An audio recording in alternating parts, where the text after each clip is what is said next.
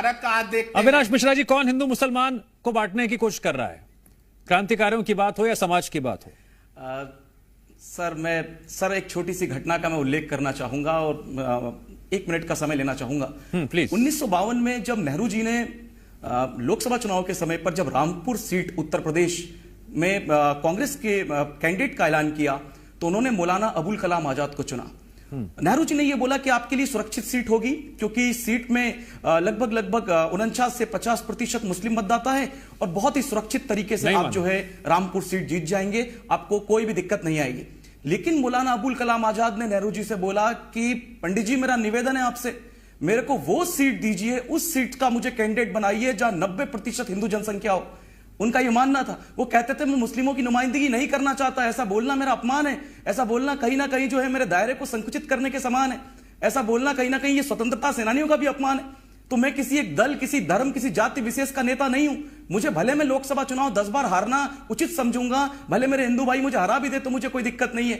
तो ये ये उस समय की बात थी जब रामपुर सीट से कैंडिडेट का टिकट घोषित किया गया था नेहरू जी के द्वारा। स्वयं नेहरू जी ने मौलाना अबुल कलाम आजाद को बोला था कि आप जो है रामपुर सीट से चुनाव केवल इसलिए लड़ने कि वहां मुस्लिम बहुसंख्यक है। तो उसके बावजूद उन्होंने उसको डिनाइल किया, हालांकि वो लड़े लेकिन उन्होंने डिनाइल किया था इस बात को। तो मेरा मानना है कि उस समय के लोगों की जो विचारधारा थी, जो भावनाएं थी, वो कुछ इस तरीके की थी। और वर्तमान में बहुत आसान है किसी पर भी कमेंट कर देना, किसी पर भी प्रतिक्रिया दे देना अपनी, किंतु मेरा व्यक्तिगत रूप से मानना है कि ये घोर निंदनीय है और ऐसा नहीं होना चाहिए। मैं किसी दल विशेष या किसी व्यक्ति विशेष पर कोई टिप्पणी नहीं करना चाहूंगा।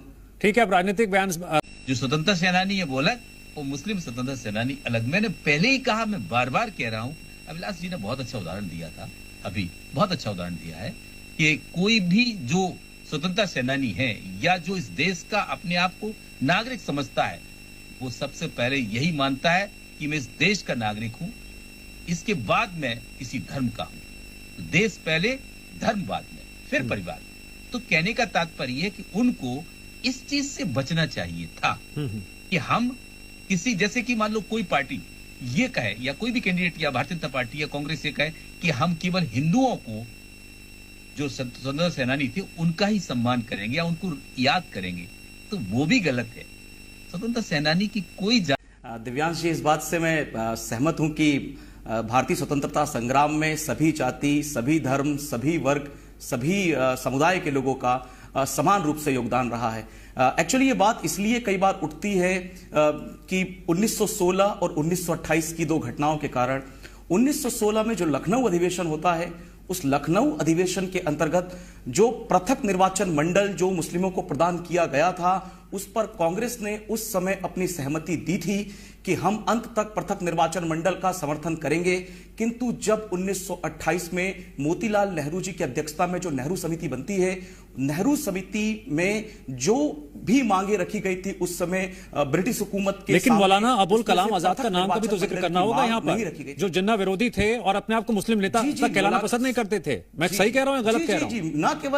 न केवल मौलाना, बिल्कुल बिल्कुल सही, न केवल मौलाना अबुल कलाम आजाद या खान अब्दुल गफ्फार खान का भी नाम लेना उचित है, जिन्होंने यह बोला था विभाजन के बाद कि हमें भूखे भेड़ियों के सामने फेंक दिया गया। इस शब्द का उपयोग किया था खान अब्दुल गफ्फार खान ने, जिन्हें हमने बाद में भारत रत्न भी दिया। तो जिन्हें सीमांत गांधी भी कहते हैं हम लोग। तो इस तरीके से और भी कई नाम हैं ऐसे जिन्होंने मुखर रूप से। तो क्या क्रांतिकारियों को अब जातियों में बांटा जा रहा है? क्या धर्म के आधार पर